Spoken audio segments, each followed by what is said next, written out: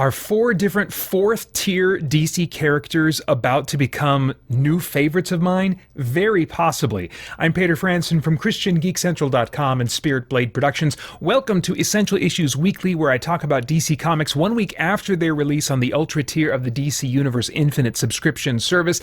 In each installment, I pick an assortment of comics to talk about as a DC fan and also explore what, if anything, they have to say about the essential issues of real life. Now, warning, full spoilers for everything I talk about. That's your first and only warning. You know, I often say this will probably be a short one this week, and it usually doesn't end up being the case. This week, I think it's actually going to be true. I just have 3 books to talk about briefly, each of them. The first one, JSA number 10. I've been enjoying this run for a little while now, but not like in a huge way. But I feel like in some ways it's getting back to some basics of just bringing back older characters, reminding us why they're cool, and something that they did in this comic was very unexpected, but I think has a ton of potential. Kid Eternity. There's a new Kid Eternity. Now, this is a 4th-tier character that I barely know anything about. From what I understand, in the past, Kid Eternity has had the ability to channel the powers of dead superheroes, but can, I think, only do that once. And once they've used one dead superhero's powers, they can never channel that particular superhero's powers again. Well, there's a new Kid Eternity. I don't know if the same rules apply as far as only being able to do it once, but this new Kid Eternity can, in fact, channel the powers of dead superheroes. And specifically in this issue, deceased members of the Justice Society, including the original Hourman, the original Dr. Fate, Ted Grant, who recently passed away, the original Wildcat, the original Sandman, the original Atom, and the original Dr. Midnight. Well, their ghosts all showed up at the end of issue 9, and now we're getting the follow-through on that, where this new Kid Eternity, who doesn't remember who she is, how she got where she is, what in the heck she's supposed to be doing. Well, a mysterious ghostly figure shows up, tells her, I'm going to tell you what's all going on and stuff.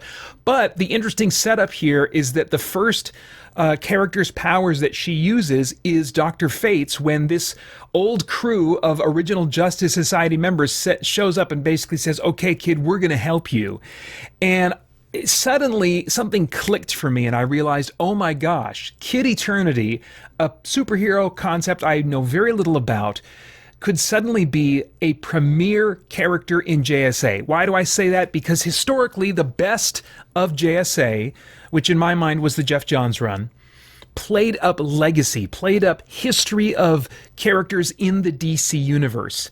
And if Kid Eternity is now going to be, kicking off her new run as the new Kid Eternity by channeling powers of original JSA members, and especially if it turns out she can do that more than once. I don't know. You have to put some limitations on it, because that's a super powerful character if they can channel them just whenever they want without any limitations. But either way, there's so much potential to be reminding us in Kid Eternity stories of characters from DC's past. And in a book like JSA, that's the perfect place to do that. So I just love this idea. I think there's so much potential for this character that I've never cared about in the past. And suddenly I'm like, oh my gosh, this just seems like a beautiful fit. So very much looking forward to what could happen with this new Kid Eternity. That's JSA number 10.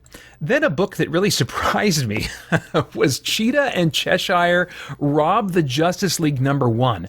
I didn't know anything about this book coming, hadn't seen any solicitations for it. I saw it. I almost didn't read it because I was like, I don't care about these characters. And this looks like it might just be a one-shot. I mean, that's such a weird concept for an ongoing title. It can't be an ongoing title, right? Well, it turns out it's at least a mini-series. And this is written by a pretty, respected, or at least writer with history at DC, Greg Rucka. And it's not that I've been just in love with everything that he's written and stuff like that, but there's certainly been some books of his that I've enjoyed in the past.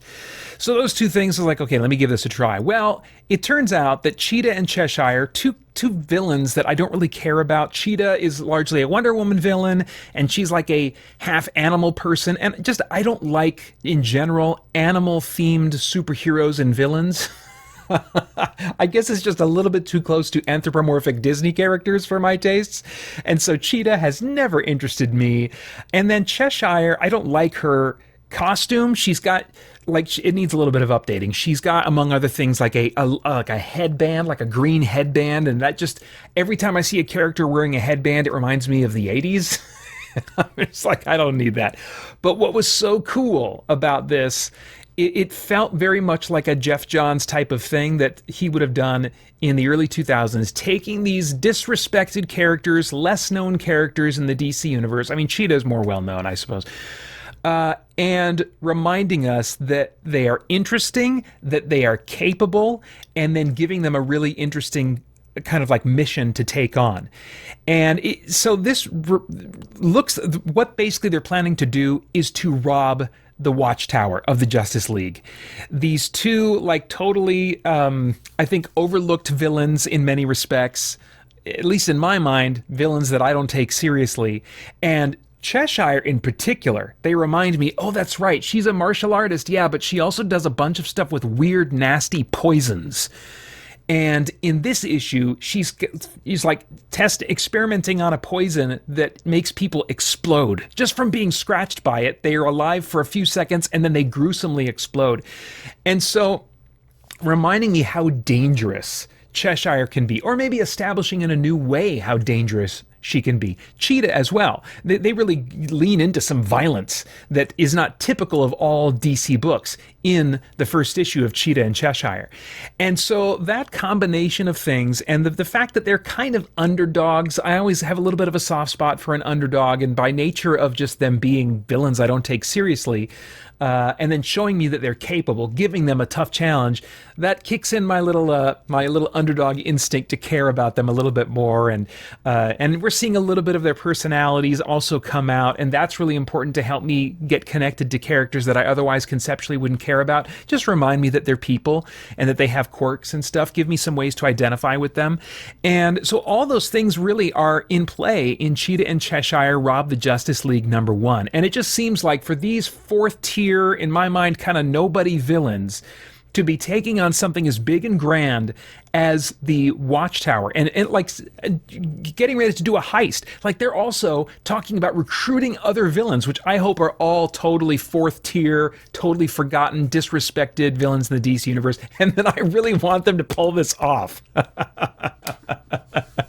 So I can't believe that I'm actually very much interested in this book and can't wait for the second issue. That's Cheetah and Cheshire Rob the Justice League #1. And then finally, Secret Six #6. I don't have much to say about this. I lost interest in this after reading like half of the second issue. But what's noteworthy to me about this is, as I had heard from a little bird, a little whatever, actually just probably from online, because it's still on the Ultra tier, which is what I'm kind of responding to, the stuff that goes up on the Ultra tier. That's still a month after physical publication, so I think there'd been some buzz about this. Anyway, it's the last issue of Secret Six #6. And I think probably many could have predicted this series was not going to go the distance.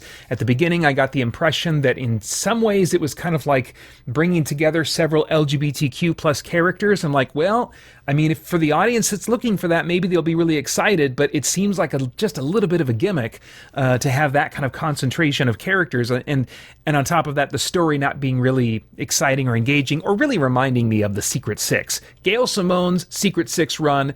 I mean, what I was just talking about with Cheshire, Cheetah and Cheshire, of having like fourth tier nobody villains that suddenly you care about, they're shown to be interesting and capable.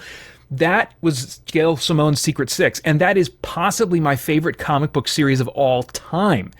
And so this iteration of Secret Six just fell so far short of that. Well, anyway, John Kent, aged up by Brian Michael Bendis, a very controversial move. There's certainly been a movement. I don't know if it's a majority or a minority. I have no idea. But there's certainly been an outcry among a certain sector of fandom to de-age John Kent. And in fact, at the end of this issue, although he's not de-aged, his romantic relationship with Jay is severed. And I think that is step #1 that has to happen in order to de-age John Kent. We can't have an audience that is still holding out hope that he's going to have this lasting romantic relationship. And so now that has been severed, and it's pretty definitively done here. I mean, they have strong ideological differences, whereas his boyfriend Jay is just like going kind of down a villain route because of the hurt and pain that he's experienced, and John is not ready to join him on that route. So Jay basically, as he's dematerializing or teleporting or whatever the crap he does, he says, "Goodbye, Superman, I don't believe in you anymore."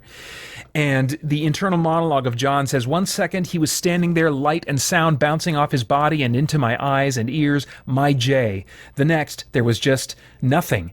And for all my Kryptonian senses, I couldn't feel him." Just like that, everything I was fighting for, so this is like his whole life has been built up into this relationship, which is, I think, unhealthy to begin with. Everything I was fighting for, gone. And he says, "I don't care anymore." This is, again, his internal monologue still. "I don't care anymore about Checkmate, Amanda, any of it. I was fighting so hard so things could go back to normal, but there's no quote-unquote normal to go back to. Maybe there never was. Or maybe this pain and heartbreak is our normal, and resistance always was futile. I'm just the last to know." He is in such a broken place where it's even suggested that, like, there's nothing for him really to go back to. He's in such a dark place. I mean, if we were to have a writer pick up John Kent's story that wanted to go down a particularly dark path, I can see him considering taking his own life. I mean, that just really seems to be like a couple steps beyond where he's at emotionally right now to tell that kind of story. But I mean, it certainly doesn't have to go that route. But certainly he is at rock bottom, and this relationship is no longer an option. So I think this is kind of, if he's going to be de-aged, this is the ideal pivot point. Because, like, wouldn't there be a desire, when we go through these really deep valleys in life, what is something that we commonly think? I'd like to go back to the way things were when I was younger. Life seemed so much simpler. So I wonder if there will be some choice that he is given to reverse everything, go back in time, maybe literally forget and lose everything that he's experienced. But he's at the point where he is ready and willing to do that because the alternative is just unthinkable to him. And so he gets this wish granted that a lot of us, I think, without really thinking about it, sometimes think to ourselves would be wonderful. I don't know. It says the end for now in the final box at the bottom. The story continues in Superman Unlimited and Justice League Unlimited. So those are going to be the books to watch potentially to see what happens either with John Kent or the Secret Six. I'm not sure what that refers to when they say the story continues. But Superman Unlimited, Justice League Unlimited, those would be the books that I'm going to have my eyes on now to see, okay, what might potentially happen? What cataclysmic, time-altering, warpy, bendy thing might John Kent go through to be de-aged? Again, there's no confirmation at all that he's actually going to be de-aged. I'm just making the observation that, wow, if there was a time that they were going to do it, this is as good a setup as we've ever gotten, and maybe than we'll ever get. So we'll see what actually happens, though. My ring selection for this week is, of course, the blue ring, because there's just multiple things here that give me hope and a little bit of excitement about the future. I think Kid Eternity is the first fourth tier character that suddenly I'm really excited about. Then you've got Cheetah and Cheshire that I'm like, oh my gosh, this could be really cool. This could be the coolest thing, or the closest thing to that original Secret Six run that I love so much. We'll see what actually happens. And then you've got John Kent, who aged up, once he was aged up, really became a fourth tier character that I had very little interest in, even setting aside the gay bisexual thing, but like bringing him back to young John Kent, I don't know if that makes him a tier 1 character like Superman, but it puts him back in Superman's supporting cast in such a powerful and meaningful way if we were able to go back to that kind of dynamic of him being a young boy. Not to mention the Super Sons angle with Damian Wayne, all the potential there. I mean, I know a number of people have mentioned that in the comments below my videos, but yeah, we will see. As always, I love getting your thoughts in the comments below about this or anything else that maybe I didn't cover. Please check out christiangeekcentral.com. You can get this content as a monthly podcast if you want. There's the weekly Christian Geek Central podcast. Tons of stuff made for you there as we continue to geek out and seek the truth. For more chat about geek entertainment, answers to your questions, and news from the wider world of Christian geekery, get the Christian Geek Central podcast today on iTunes and other podcast services.